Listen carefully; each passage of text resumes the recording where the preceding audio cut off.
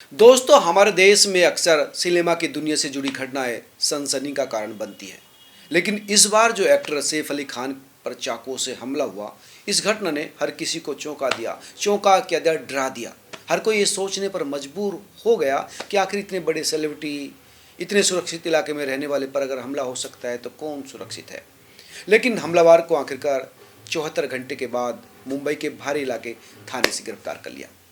आरोपी की पहचान मोहम्मद शरीफुल इस्लाम शहजाद के रूप में हुई है, जो कि बांग्लादेश का नागरिक निकला, लेकिन मुंबई में हिंदू नाम का इस्तेमाल करते हुए ये रह रहा था, अपराध कर रहा था। और लगातार मुंबई की पुलिस इससे पूछताछ कर रही है और इस घटना और इसकी ज़िंदगी से जुड़े और कई पहलुओं को सामने लाने की कोशिश कर रही है। लेकिन 15 जनवरी की रात सैफ अली खान पर जो हमला हुआ, वो अपने आप में एक अलग तरह का क्राइम सामने ला रहा है कि किस तरह से बांग्लादेशी नागरिक भारत में आकर अपराध अंजाम देते हैं। पुलिस का कहना है कि ये जो आरोपी था बांग्लादेश का रहने वाला था, और जब ये सैफ के घर में घुसा तो इसका कहना था कि उसका कोशिश थी कि बड़े मात्रा में पैसे चोरी करके ले जाए। लेकिन इस व्यक्ति के पास कोई भी ऐसा वैध दस्तावेज नहीं है जो ये बता सके कि भारत के किसी भी इलाके का रहने वाला है। कहीं इसकी रिश्तेदारी है, दोस्ती है, घर है, कहीं कोई लीगल डॉक्यूमेंट इसके पास नहीं।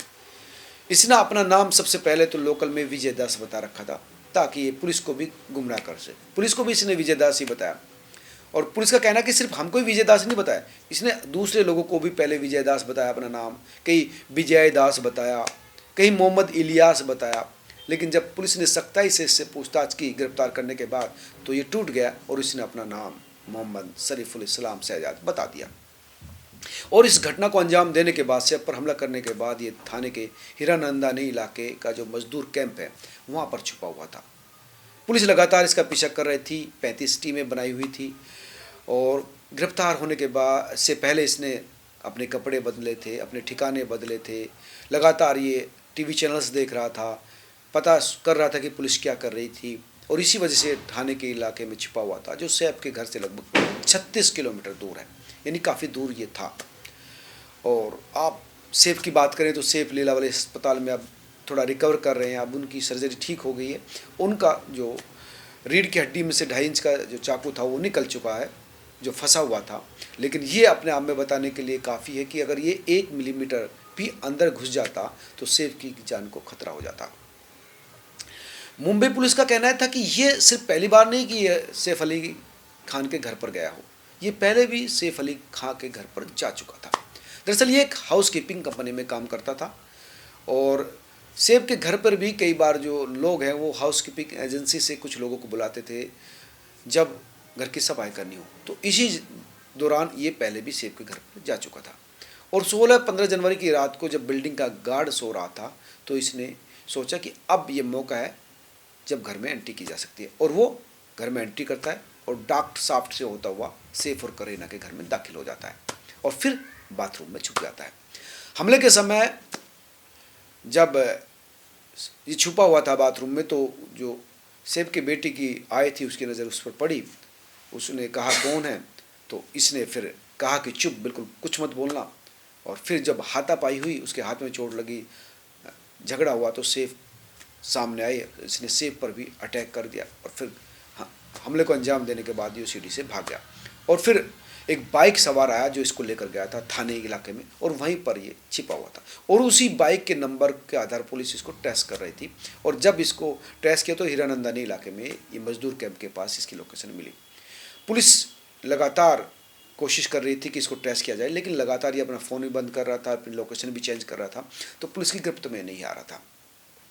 इसने लगातार चकमा देने के लिए तमाम कोशिश की, कपड़े बदल रहा था, लोकेशन बदल रहा था, लेकिन पुलिस ने इसको गिरफ्तार कर लिया। पुलिस के जो है 50 से ज़्यादा अधिकारी जो है थाने के इलाके में पहुंचे, स्थानीय लोगों से संपर्क किया, और स्थानीय जो लोग थे मजदूर, जिसमें से बड़ी संख्या में मुस्लिम मजदूर थे, इसी वजह से ये उस इलाके में गया था कि वो मुसलमानों के बीच में छिप सके।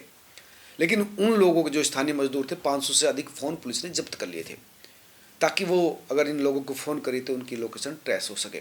लगातार ये अपना फ़ोन बंद कर रहा था, स्विच ऑफ कर रहा था, लोकेशन चेंज कर रहा था, कपड़े बदल रहा था, तो पुलिस समझ नहीं पा रही थी कि ये है काम। लेकिन ये 500 से ज़्यादा लोगों के जब फ़ोन लिए ट्रेस किया, तो तब इसके बारे में जानकारी मिली और फिर जो है इसको हीरानंदानी इलाके के जो लेबर कैंप के पास एक झाड़ी है वहाँ से इसको दबोचा।